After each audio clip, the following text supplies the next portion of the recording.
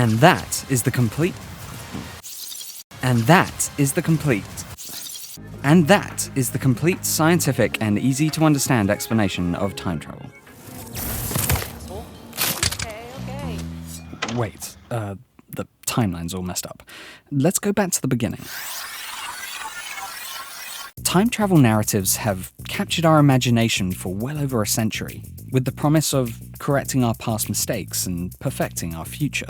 In Deathloop, the new game from Bethesda Softworks and Arcane Studios, available now on PlayStation 5, these narratives are taken to new dimensions with a perpetually time-looping mechanic that sees you reliving the same day over and over again. Two rival assassins battling through a murder puzzle on an island full of murderous utopians is an exciting hook for a high-concept game. But is it purely science fiction? Or could we someday time loop ourselves back in time?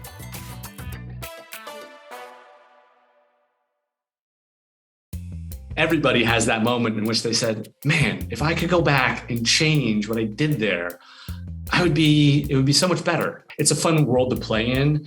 So many rules are not written about this element of time travel or time looping. So you get to sort of establish those rules and figure out how they work in the world. Before we can tackle time loops, we need to answer another question. What is time? Time is the persistence of existence. What I mean by that is the fact that without having duration, without something lasting for a certain period of time, it doesn't exist. We're in a universe full of stuff that's constantly changing, and time is how we track that change. From moment to moment, what we experience is more a cross-section of time. Time, unlike the other dimensions, is not something that is a constant. It's constantly moving, in a sense. It's constantly flowing. So we do time travel already, but only in one direction.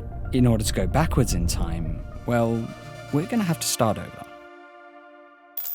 In order to talk about time travel, you first need to talk about dimensions. It's easy to conceive of things in 1, 2, and 3 dimensions. We can describe forms in space using these 3 dimensions, but if we wanted to map their movement through time, we'd need another axis, another dimension. This is called space-time, a clever contraction between space and time. But now that we know about this dimension, how might we travel through it?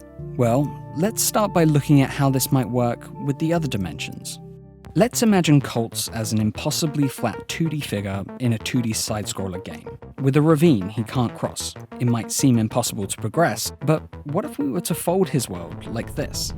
That fold exists in a higher dimension than Colt's. His 2D world has been folded through 3D space. Now Colt's can simply jump across the ravine through his 2D world. Similarly, if we wanted to jump instantly across our 4th dimensional experience of time, we could potentially travel through a fold or bend in the dimension above that. All of us, even though we're not conscious of it throughout our lives, we move along that timeline from the past, present to the future. But that timeline is embedded in space. If I twist space, that means that I could twist that timeline into a loop. Now imagine what this would mean. Since I've made time into a loop, I can go from the future to the past. So by twisting time into a loop, I can travel back into the past.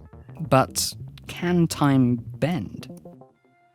Imagine space-time as a fabric that holds the universe like a giant trampoline.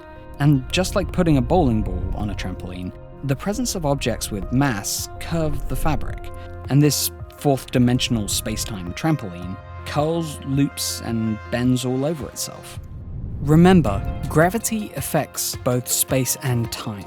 This point is today, and that point is yesterday. But what if a hole were pierced through the fabric, creating a bridge between other points? 2 objects with massive density could curve the fabric at 2 different points until they met, creating a new path through this spacetime. Theoretically, if you were able to pass through that hole, it could bring you to an earlier point in spacetime. So we do know that gravity can affect time. It turns out that that is the core of the reason why time travel to the past is possible. So a rotating black hole could act like something that's twisting space. Once again, remember that space and time are connected to each other. Whatever you do to space also happens to time. So if I can cause a twisting of space, then that means that I will cause a twisting of time. So, should you go jumping into the next wormhole you find?